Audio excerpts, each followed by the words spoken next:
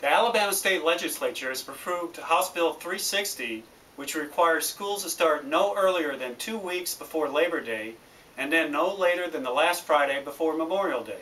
Just what we need. More time for kids to forget what they've learned. Sponsors of the Flexible School Calendar Act of 2012 say the calendar change could bring more money into the state's tourism industry.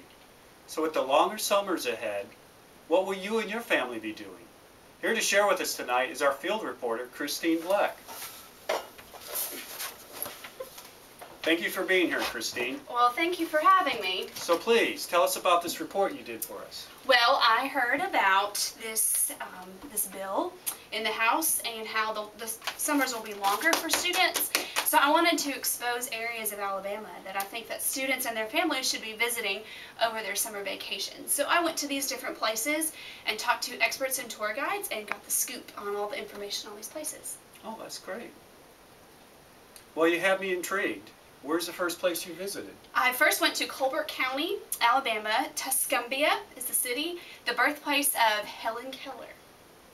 Very good. Okay, let's take a look. This is Christine Black reporting from Ivy Green in Tuscumbia, Alabama. I'm here today with Lauren Gann, a tour guide and expert of the birthplace of Helen Keller. Good to see you today, Lauren.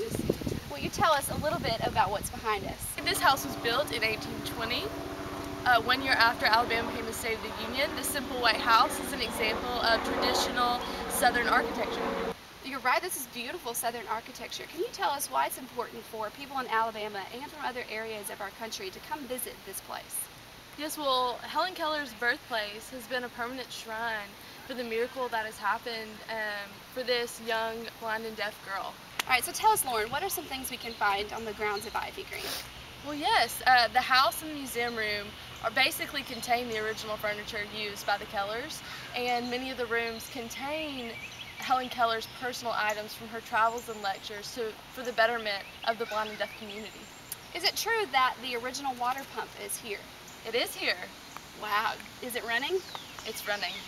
One last question. Why is it important for students to know about Helen Keller? Because Helen Keller is historically one of the bravest women, and she's done so much with her life to improve the lives of others who are deaf and blind. Well, thank you so much, Lauren, and this is Christine Black reporting from Ivy Green in Tuscumbia, Alabama. What a lovely and beautiful piece of history. Yes, Helen Keller was truly a remarkable woman, and it's very important for students to learn about her and visit her birthplace. Oh, where did you visit next?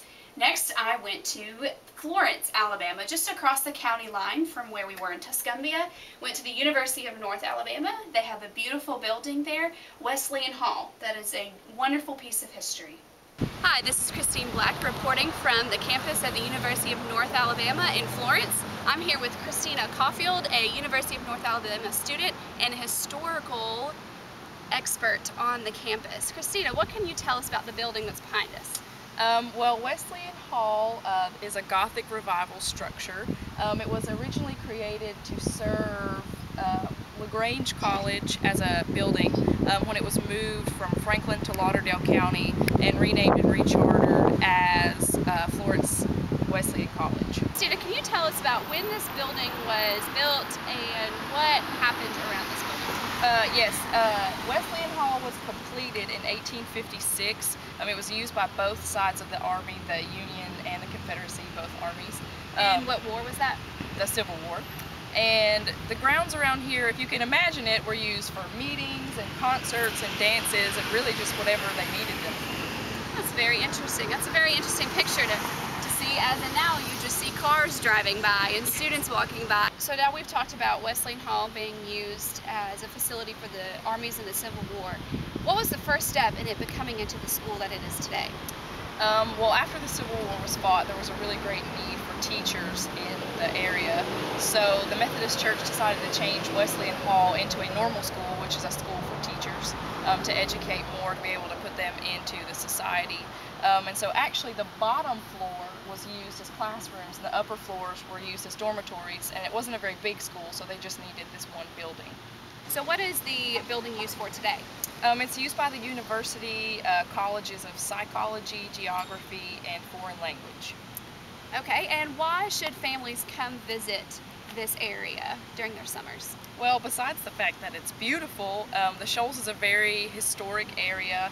There's lots of places to entertain downtown. There's restaurants, little boutiques and shops, and lots of attractions like museums and art that people can go and see. Wonderful. Thank you so much for informing us about this historic building today. This is Christine Black reporting from the campus of the University of North Alabama in Florence. I should visit Florence. It sounds like a great place to visit. Are you interested in the Civil War? Yes, I am. A lot of history took place during that time period.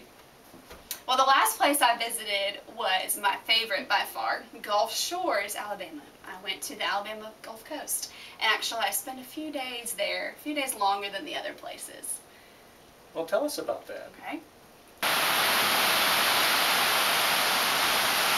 This is Christine Black reporting from Gulf Shores, Alabama. I'm here with longtime Gulf Shores resident Susan. Susan, tell us about the area that we're in right now. I love this area. I was born and raised in Gulf Shores, and now I'm raised my family here. It's a very family-oriented area. There's so many wonderful things to do. It's such a safe, clean environment. It has so many historical things as well as fun things to do. So tell me, what are some things that families could do if they came down here to vacation over the summer or any time during the year? Well, not too far is Fort Morgan, and you could go across the ferry.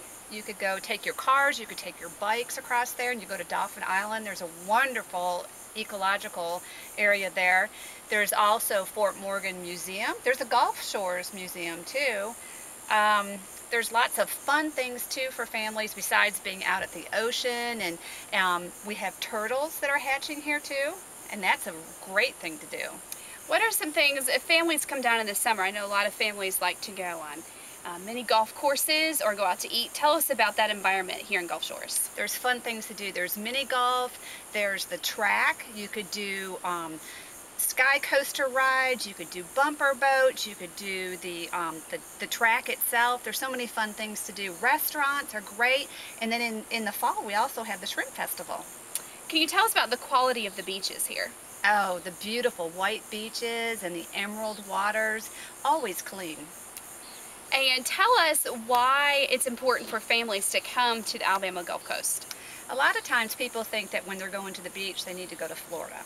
But Alabama has such great beaches, plus people don't realize tourism dollars. They stay here in the state of Alabama, and that all goes back to the education and the trust fund. Okay, so it is very beneficial for the state and for education in Alabama. Yes. For families to come visit the Alabama Gulf Coast. Definitely, and we have the best beaches here. They are truly beautiful. Well, thank you very much, Susan. This is Christine Black reporting from Gulf Shores, Alabama. Thank you so much, Christine. You've shown us a lot of great places to visit this summer. Well, thank you for having me, and I hope that I helped your viewers learn more about the state of Alabama and where to visit the next summer. Bye, everybody. Good night. This is Christine Black reporting from Ivy Green in Tuscumbia, Alabama. Today I am with Lauren Gann, an expert and tour guide here at the Birth Cave. Let me try that again. Okay. Built in 1820. You can simple white cupboard. better than oh my gosh. I'm sorry, I should have done cue cards. Is it running? What do you remember? Can you tell us about that famous moment at the water pump? She needs to be in my class. Water. Water. She spelled out water. Spelled out water. You didn't know that? I mean, I did, but I don't want to. She spelled Okay, out water. last one.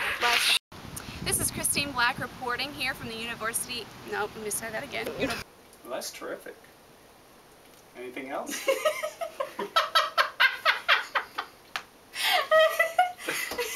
Did you want me to say that? Yes, yes. Yeah, the woman behind the camera is really hot. How about that? She's the same one that was in Gulf Shores too. We need some new extras and cameramen. We keep using the same people.